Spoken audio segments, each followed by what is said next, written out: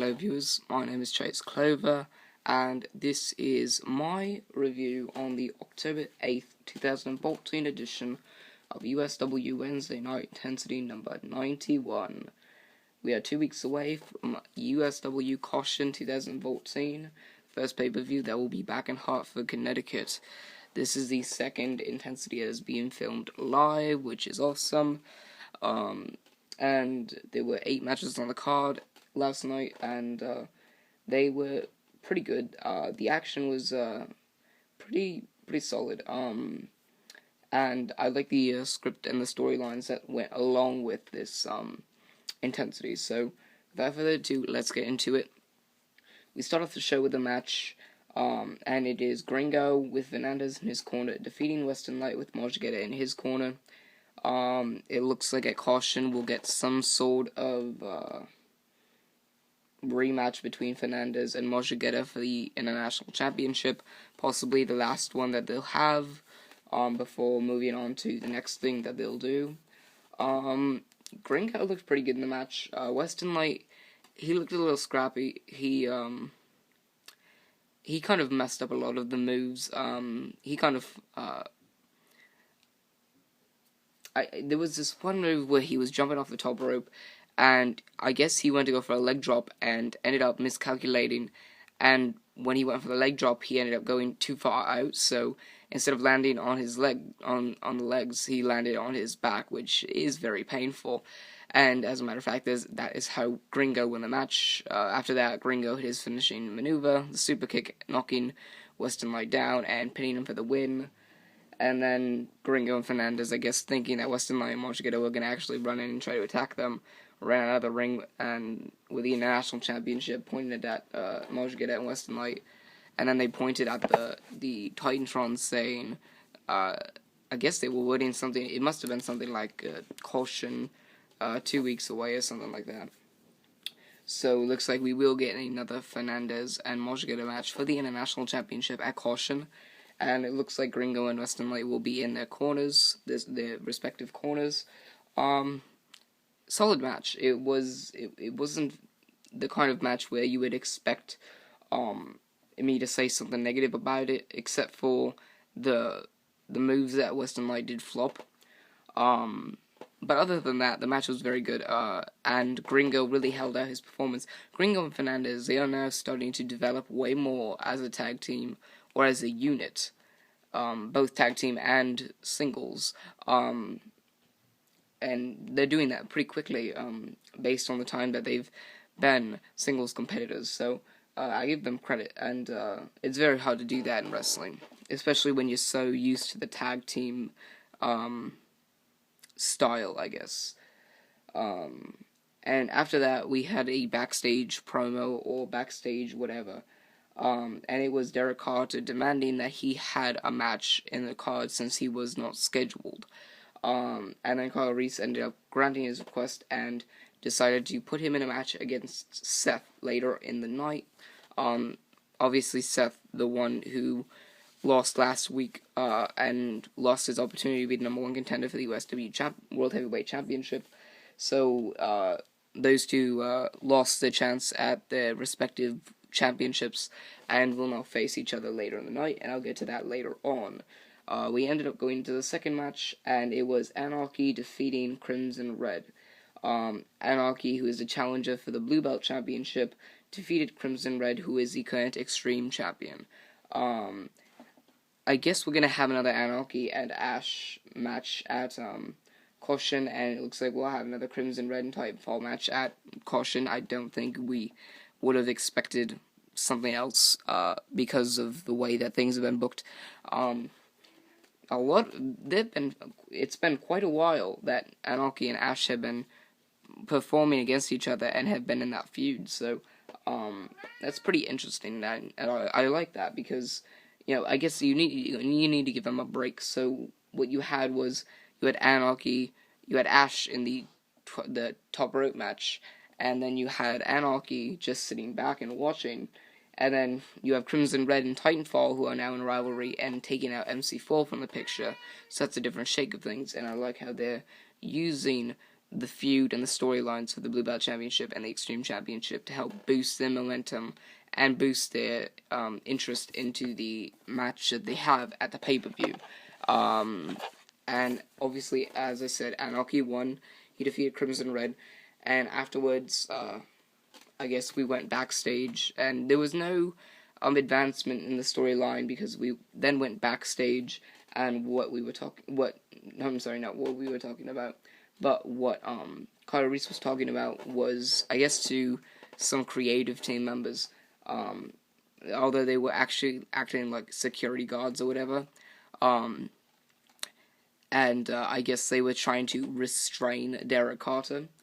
So pretty much a creative team dressing up like security guards, and Kyle Reese ordered them to watch over the match that Derek Carter had with Seth because he did not want Derek Carter to get way in over himself and start beating him down without stopping. I guess taking his aggression out on Seth for the fact that he's not the number one contender for the USW Championship. So, as that feud went on, we ended up going into the third match, which was Vicious vs. Lane. It was an impromptu match, and Vicious defeated Lane. It was a squash match. Lane didn't really stand a chance. Vicious was, I guess, he was doing this ring around move. Like, he would pick him up like a T-bone suplex, except he would then twirl him around and then shove him into the mat. And he did that over and over and over again until Lane got worn out, and then he just continued to repeat a bunch of moves, kind of like he was trying to signify that he was going to beat him down until he felt like he had shown and proven enough. And so he ended up defeating Lane after like 5 minutes of brutality, and after Lane was beat, Rain came out and started attacking Vicious, knocked him out of the ring, got into the top rope, and he pretty much signaled to Vicious, "Hey, come on, get in the ring, let's fight."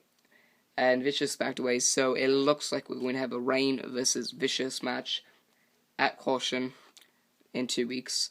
That should be interesting. I haven't seen these two compete in the ring in quite a while. Do I think it'll be a good match? I don't know. We'll have to wait and see. Next week you'll have my pay-per-view preview and prediction video coming out, and so I'll talk a bit more about that later on. So yeah, that match was very interesting. It was very it should be very interesting. Should be good, and I guess I should look forward to it. After that was, and I liked how on this intensity you had a lot more different scenarios, a bunch of different cutscenes, and after the Vicious and Lane match, it was backstage in the locker room. James and Titanfall, who were, I guess, teaming up later. Well, I shouldn't say I guess, but they ended up tag teaming later on in the night to face Tallman and Crimson Red, even though Crimson Red had already fought in the night. Crimson Red said he wanted to get a piece on Titanfall and not on Anarchy. And that was later on in the night, and I'll get to that. But sorry to confuse you, but James went to Titanfall and he said, "You know what? We got to team up. We may not have teamed up quite often before, and we may not be the best friends because they did have a rivalry back in 2013." And he said we should resolve our differences and our opinions and our hatred towards each other, so that way we can pick up the win against the people that we don't like more than each other. So what he's pretty much trying to say was, we should team up, we should put our differences aside and take down the people that we hate more than each other. So I thought that was a really good pep talk for James and Titanfall. So they shook hands, and then we went into the next match, and it was TJ and Wilbur versus Benny Franklin and Ezra Rank Hills. Benny Franklin and Ezra Rank Hills ended up defeating TJ and Wilbur.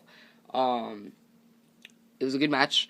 Benny Franklin and Ezra Rank Hills ended up picking up the victory after TJ accidentally knocked Wilbur off the top rope I'm sorry, not off the top rope, but off the apron, and then bounced back and got hit with the boot to the face by Benny Franklin.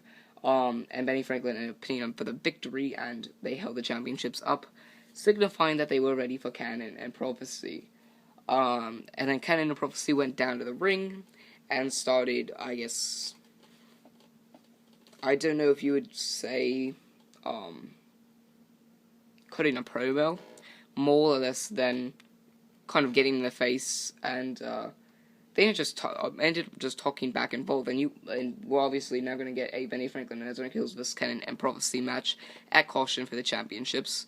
But ended up happening was Kyle Reese came out to the top of the ramp and told Canon and Prophecy while they were down there they might as well have a match, just like Benny Franklin and Ezra Hills had a match.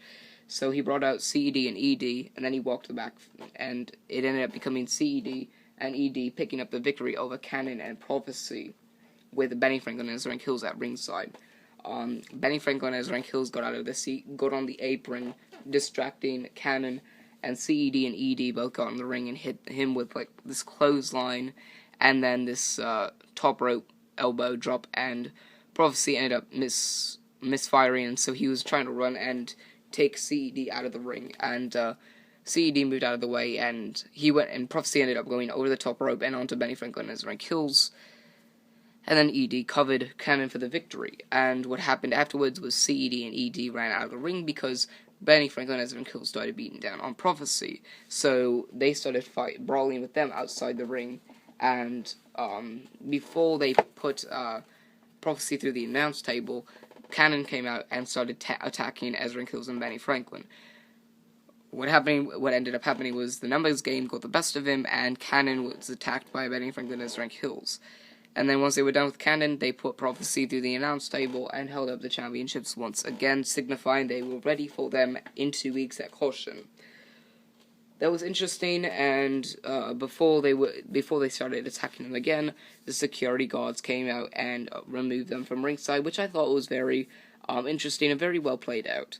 And with that, we move into the promo that happened after this, which was later in the night. It would be Yo-Yo Joe versus Lone Wolf, and Yo-Yo Joe would talk to Lone Wolf saying, "Hey, you know what?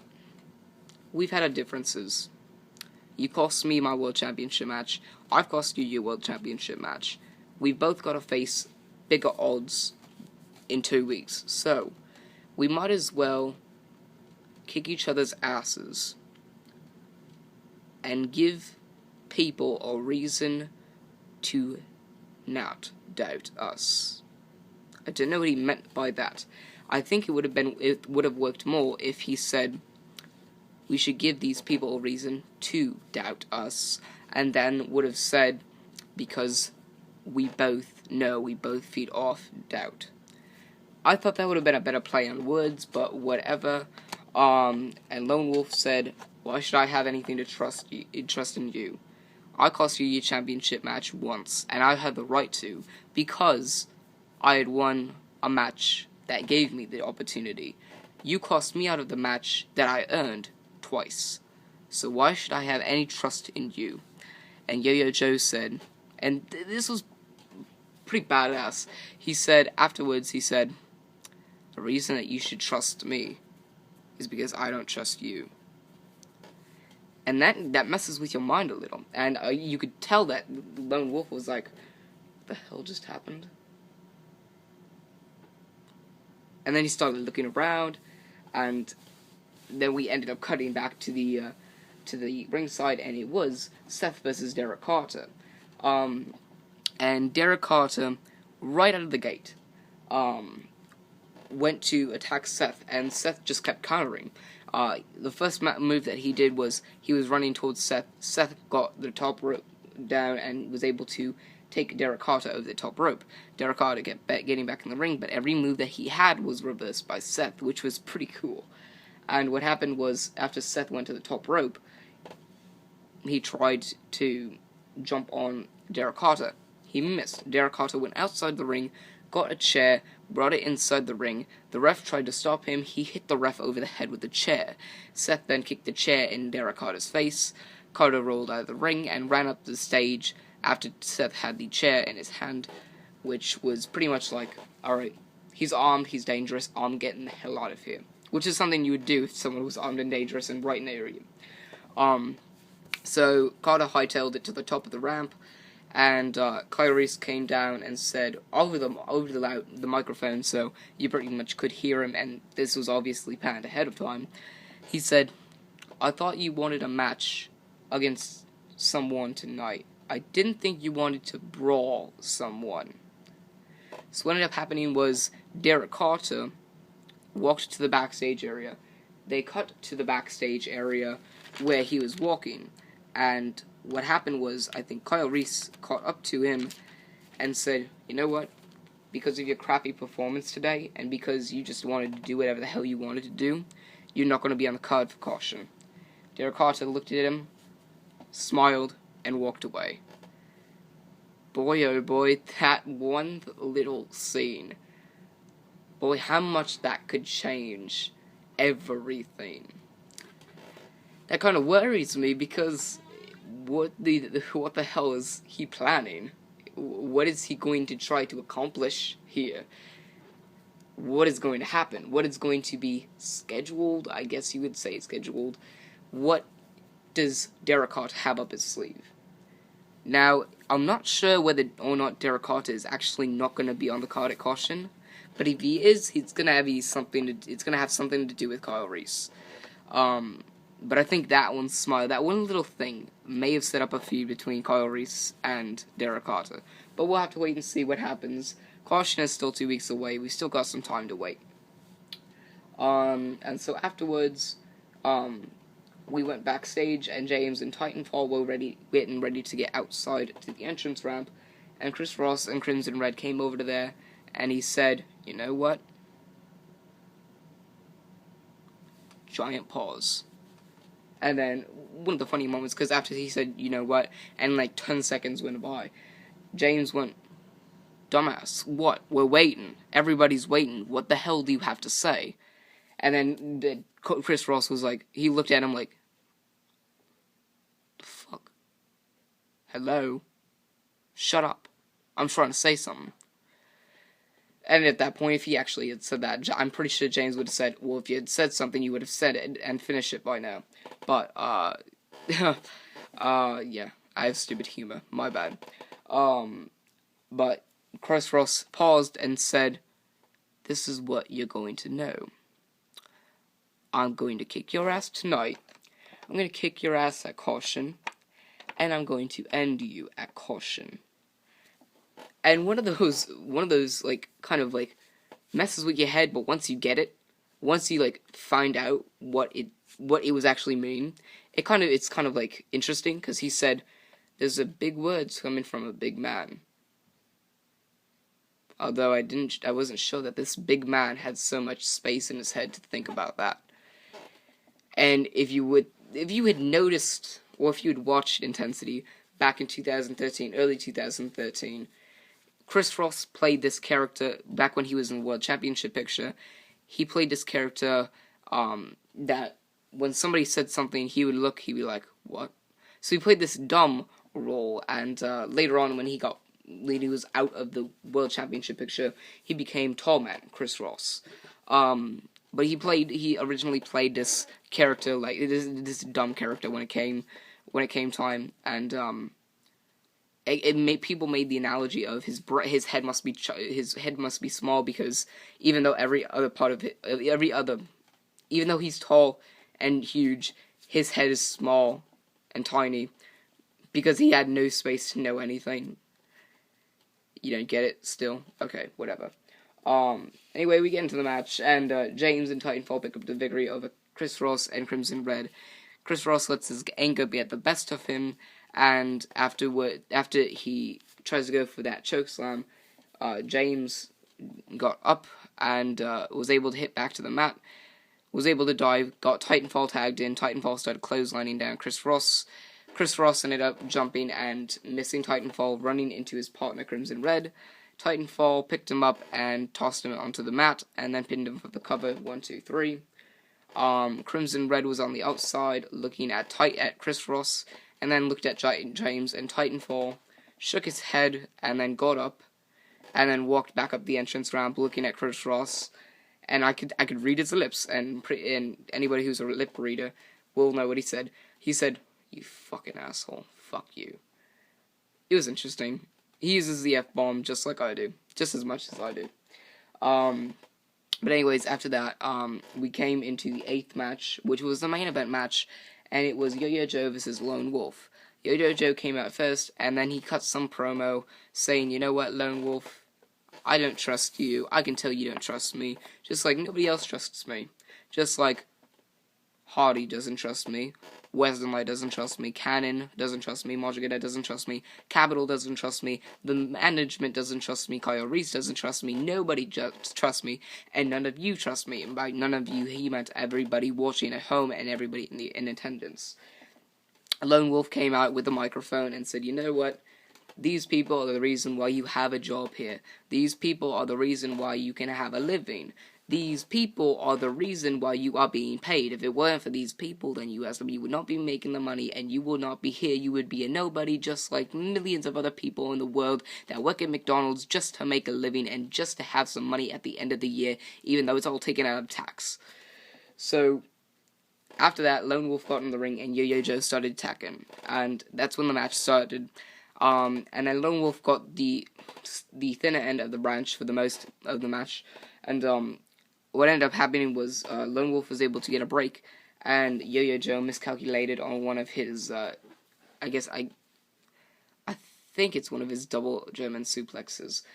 But Lone Wolf was able to get some moves off, and then went to the top rope. That's when everything went to shit. Yo-Yo Joe was able to run down the ropes and pretty much knock Lone Wolf off his feet. And instead of actually dropping him onto the turnbuckle, ended up making him fucking flatten his balls on the top rope, just like many other people do when somebody goes up for a top rope move. But instead, Lone Wolf ended up falling face first or forward, and his legs hit the top rope, and he bounced and flipped onto the canvas. And then Yo-Yo Joe picked him up, hit the string effect on him. Yo-Yo Joe pinned him for the cover for the win. And Yo-Yo Joe paused over Lone Wolf, raised his hand, and then he said he grabbed a microphone and said, "I took care of you just like I did back in April, and I took care of you tonight.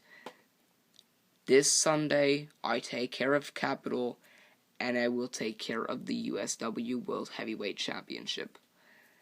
And that was pretty much the end of the show. We panned afterwards. Yo-Yo Joe's just standing there with the microphone in his hands, looking at the crowd, and then shaking his head no as he looked around at the crowd. And that's when we ended Intensity.